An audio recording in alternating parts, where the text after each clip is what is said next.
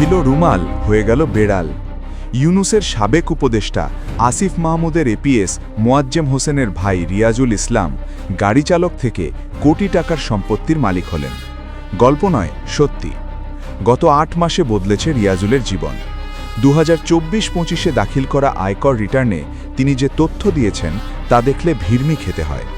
মোট 1,80,00,000 টাকা সম্পত্তির মালিক রিয়াজুল। ঘনিষ্ঠরা বলছেন, আগে রোজগারের টাকা দিয়ে যাকে হিসেব করে মাস চালাতে হতো, তার এখন মাসের প্রথম আর শেষ নেই। তথ্য বলছে রিয়াজুলের এই লং জাম্প হয়েছে ইউনুস জমানায়। জুলাই আন্দোলনের পর 24 অগস্ট থেকে 25 এপ্রিল পর্যন্ত ঝড়ের গতিতে বেড়েছে তার সম্পত্তির পরিমাণ। সূত্রের খবর, রিয়াজুলের এই কোটিপতি হবার নেপথ্যে তার ভাই মোয়াজ্জেম। এই 8 মাস তার ভাই মোয়াজ্জেম সাবেক উপদেষ্টার এপিএসের দায়িত্ব পালন করেছিলেন।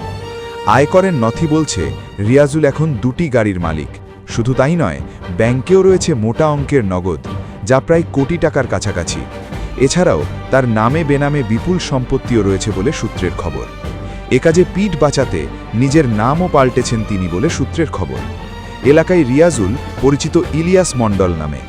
বাংলাদেশের দুর্নীতি দমন কমিশনের পাওয়া তথ্য অনুযায়ী তিনি এই বিপুল পরিমাণ সম্পদের কোনো বৈধ উৎস দেখাতে পারেননি। আয়করের সূত্র বলছে, কম করে হলেও 96,37,500 টাকার মালিক রিয়াজুল। স্ত্রী সাথী খাতুনের রয়েছে 2টি বিলাসবহুল গাড়ি। ইউনুসের আমলেই কেনা হয়েছিল গাড়িগুলি। কথায় বলে, কারো পৌষ মাস তো কারো সর্বনাশ। অন্তর্বর্তী সরকারের আমলে লাটে উঠেছে বাংলাদেশের অর্থনীতি। নয়া নির্বাচিত সরকারের ঘাড়ে চেপেছে বিপুল পরিমাণ ঋণের বোঝা। কমায় গেছে দেশের পোশাক শিল্প। দেশের এই চরম আর্থিক সংকটে কয়েক লাখ টাকার সম্পদ বাড়িয়েছেন ইউনুস ও তার উপদেষ্টাকুল। গাড়ি চালক থেকে 1 বছরেই কেউ হয়েছেন কোটিপতি।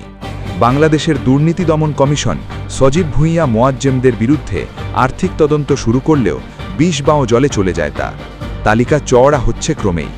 প্রশ্ন উঠছে, এর পর কে?